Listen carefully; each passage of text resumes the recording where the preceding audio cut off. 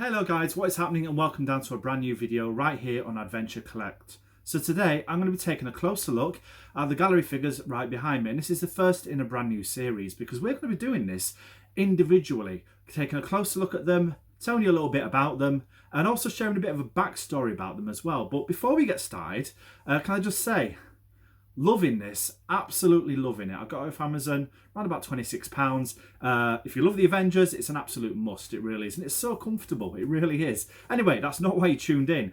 So today, of course, we're going to be taking a look at the gallery figures. I'm going to start by taking a closer look at the Thanos gallery figure. Now, the Thanos one was the first one that I did get for the collection, and I'll tell you a little bit more about that in a second. But it is a 9-inch scale figure, or a 1/6. And these are PVC, but again, I will tell you more about that in a second as well. So without further ado, guys, let's get into this. So let's have a bit of a closer look at this then, shall we? Now, the detail on these is absolutely immaculate. And to be perfectly honest, they are just, near enough as good as the Hot Toys. Obviously not quite as detailed, but still, they look exactly like they should. Now, a little bit of a backstory behind this figurine. At the time that I bought it, or rather that my wife bought it for me, I was having a bit of a rough time. And basically she thought that, this would basically cheer me up and do the trick. And to be honest, it really did. Now, these figurines are made out of polyvinyl chloride, which is PVC. This one weighs around about 900 grams in total, and was released on the 24th of September in 2018. Around about the same sort of time that the Avengers Infinity War came out. And of course, it is based on Thanos, which is the main villain of that particular series. And it is a two-part film. Obviously, Endgame was the second one. But let's just look at the detail on this. I mean, look at the face there. It looks like Josh Brolin. Even, the lines on the chin, on his face, the facial features, the Infinity Gauntlet there as well. I mean, that looks incredible in itself.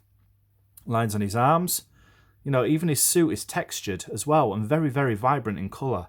And of course, it is right down to the base. Now, these figurines do not move. They are stationary.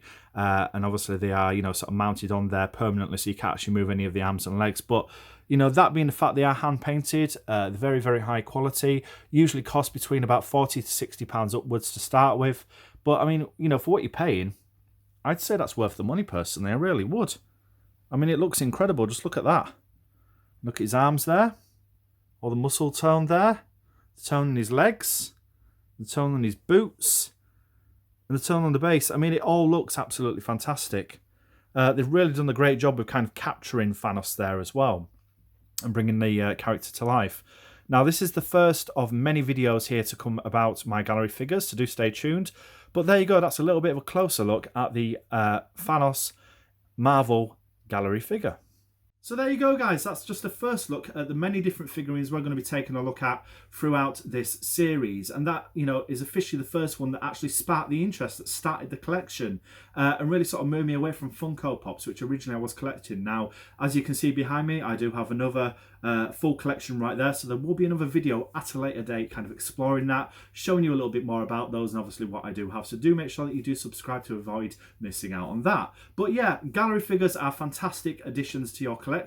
They're around about £40 to maybe £50 each sort of starting price, which in comparison to the Hot Toys ones, when you're paying about £200 to £300 per figurine, is a real saving. It's a real bargain. If you wanted something that looks near just as good, but at a much more affordable price, the Marvel gallery and obviously DC gallery figurines are definitely the way to go. But there you go. Really, really enjoyed showing you that figurine, and I hope that you did enjoy seeing that yourselves as well. As I said, this is the first in the series, and there'll be a lot more of this to come very soon indeed. So do make sure that you do smash that like button, click subscribe and turn on notifications to avoid missing anything moving forward from myself here and obviously Luke right here on Adventure Collect. But that sums it up, guys. Thank you so much for tuning in. Keep geeking out, and I'll see you in the next one. Goodbye.